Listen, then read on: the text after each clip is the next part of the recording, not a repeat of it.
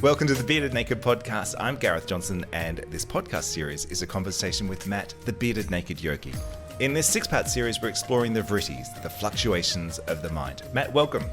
How are you, Gareth? How's it going?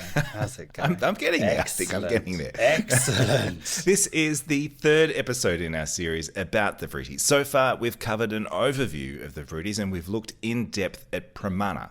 What are we tackling in this episode? So in this episode, we are coming to the second of what we can call the canonical Vrittis within yogic philosophy, which is Viparyaya. And this is a term that translates to misconception and misapprehension and false knowledge. Viparyaya has a preeminence, if you like, within the Vrittis and within yogic thought, and it refers to the fluctuation of the mind, the mental activity that leads to a distorted or erroneous perception and understanding of reality, circumstances, situations. In short, we can consider Viparyaya as the result of a cognitive error within the mind. It is a mistake, if you like, in which we have misinterpreted or misapprehended the true nature of something. And it arises when we have a discrepancy within the mind between the perceived object or situation and its actual reality. Right, it sounds complicated to say, but actually when you explain it, it seems fairly straightforward. Is that accurate? I think this is truly the case with a lot of when we start diving in deeper into what we call yogic thought and yogic philosophy, and it is all fairly straightforward. I think where a lot of us might get confused with all of this is that we are talking about the nature of the mind through the natures of the mind. We are examining how the mind operates using our own mind as the examining tool. And that can feel pretty messed up, quite paradoxical, a little bit mind-boggling to many of us. But we're 3 episodes in now, so maybe we're just going to fly with this. I think when we come to this, we have to bear that in mind. We are essentially examining an aspect of ourselves using that very aspect of ourselves. So, according to yoga philosophy, when we come to Viparyaya, there are 5 main types of this particular mental function or fluctuation to be considered. And the first of those types is known as samshaya, and that translates as doubt. Now, samshaya refers to doubt or uncertainty within the knowledge that we are acquiring here. It is a state of not being sure or even having an indecisiveness about the true nature or the reality of something. It's fairly straightforward when you think about that word doubt. We've all had that experience. Perhaps we can kind of weave that into that sort of gut instinct or intuition. It's fairly black and white, whether or not you doubt something or you don't. It's such an interesting point about we're using the mind to question everything the mind sort of sees and perceives. It's very much like, you know, an unreliable narrator telling a story, isn't it? We know this person lies, but here they are telling us the story of what we're expected to believe. And I think that's a really lovely way of putting it, an unreliable narrator.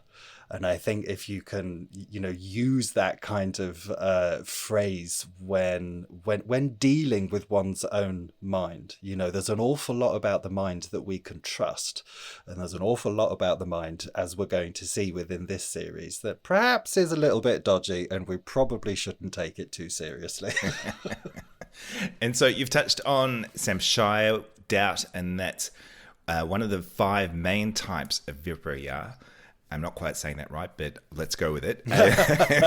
What other forms of false knowledge do we need to be aware of? So the second one is known as avidya, which translates quite simply into ignorance. And avidya is a fundamental concept within yogic philosophy, and it is often acknowledged as the very root cause itself of viparaya, misconception, misapprehension here. Now, avidya is actually a vritti in and of itself, and it is also an aspect of the vritti of viparaya, and we'll pick up on that in a minute.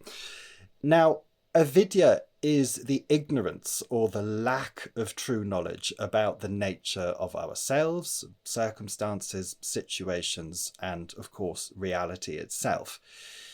Avidya leads to a misidentification of the self with our physical body, with the mind itself, our thoughts, our feelings, all of these vrittis.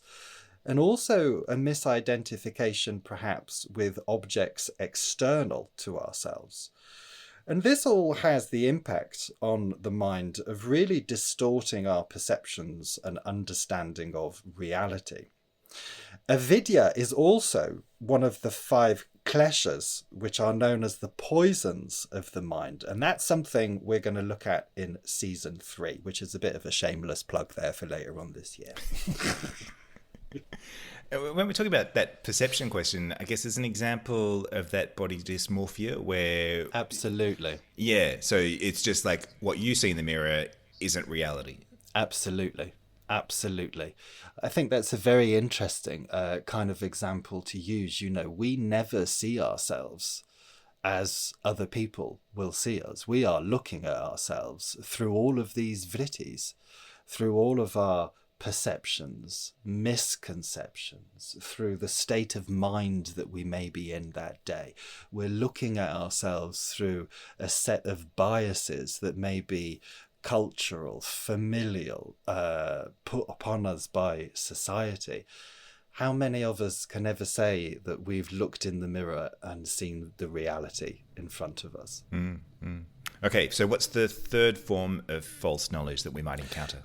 So the third form of false knowledge, according to the vritti of Viparaya, is actually Viparaya itself, misconception. And we pick up here on Viparaya as an aspect of itself. And this refers specifically to the misapprehension or the false knowledge that arises from the previous aspect, avidya, ignorance. It's the misunderstanding of the true nature of oneself, of other people, and of the world that leads to the misunderstanding of ourselves, other people, and the world. And that's a bit of a head fryer. It's essentially the aspect of itself that leads to the outcome of itself. There is the mental behavior of Viparaya that leads to the conclusion of Viparaya. We have a misconception about ourselves. Let's use that body dysmorphia once again as an example. We look at ourselves. The action within the mind of then saying, we look at this like this, we look like that, I don't like this, I don't like that, etc., leads to an embedded pattern of thought, of fluctuation, that each and every time you look in a mirror, the same narrative continues. The same story feeds in and of itself. And further distorts itself somehow. Like it's a never-ending cycle of shit. Lovely. And what's the fourth form of knowledge that we should be looking out for? So when we come down here, we are looking at the 4th aspect of Viparaya, which is known as Shabda Janya. And this translates as verbal testimony. And this is quite an interesting one. This refers to the knowledge gained through the testimony of others, or relying solely upon the words of others. Within the yogic philosophy, it is considered to be a very weak form of knowledge because it can be subject, again, misinterpretation, bias, incomplete information. And to be honest, I've always struggled with this particular one myself. And if we look at it in terms maybe of modern language, it is literally the behavior of the mind that takes someone else's word for it. And that it being the knowledge that we seek. And I've always thought that that's a fairly dangerous path to go walking down. You know, there's a huge amount of information in the world. There's a huge amount of knowledge within the world. And I guess what Shabda Janya invites us to do is, let's not take someone else's word for it. Let's go and find out for ourselves here. And that's one of the big drivers behind all of this. Don't take your mind's word for it. Go and experience the situation. Go and find that knowledge for yourself. I've watched a lot of Law and Order, and in the courtroom, I think we'd call this hearsay, so it would be inadmissible. So we can take that for what it's worth. Inadmissible. Yeah. It's inadmissible evidence as for reality. Oh, I love the way you can weave this into modern things. I don't think I've ever seen an episode of Law and Order.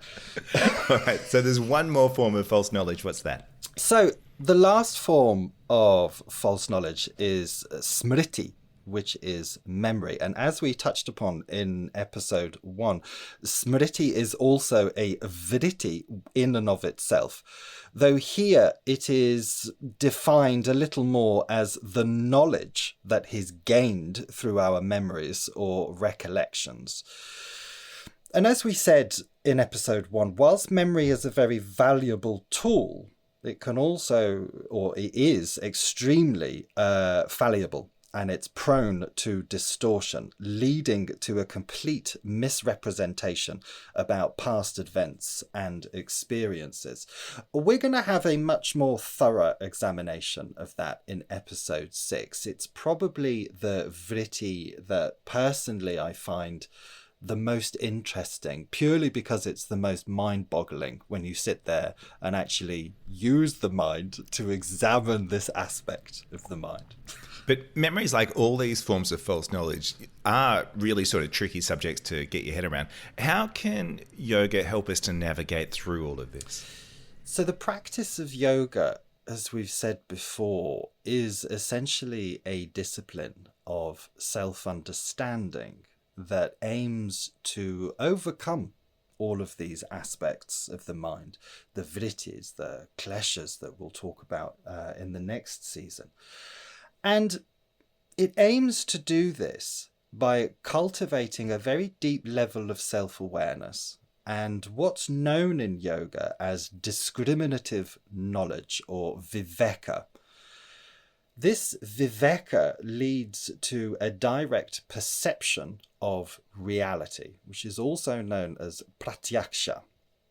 Now, by studying yoga and experiencing the state of yoga, and as we've said before, yoga is a Sanskrit word that translates as union or bringing together, we can dissolve these cognitive misconceptions, the false perceptions that the mind creates, these hindrances, if you like, that obscure our understanding and our recognition of the true nature of ourselves and the world in which we inhabit. We can say, certainly, by recognizing our tendency, or the mind's tendency, to fluctuate within the vritti of Viparyaya in the first place, then taking the necessary steps with which to overcome that fluctuation within the mind, it helps us to develop a much clearer and much more accurate understanding of the nature of reality and ultimately ourselves. Fascinating. Well, that brings us to the end of this episode of the Bearded Naked podcast. I'm Gareth Johnson. You can find me on Twitter at GTV London. If you want to get in touch with Matt or find out more about his online courses and retreats, head over to his website, thebeardednakedyogi.com. Thank you so much for listening. I hope your brain is suitably fried once again. And why not join us for episode 4? Because we're just getting started.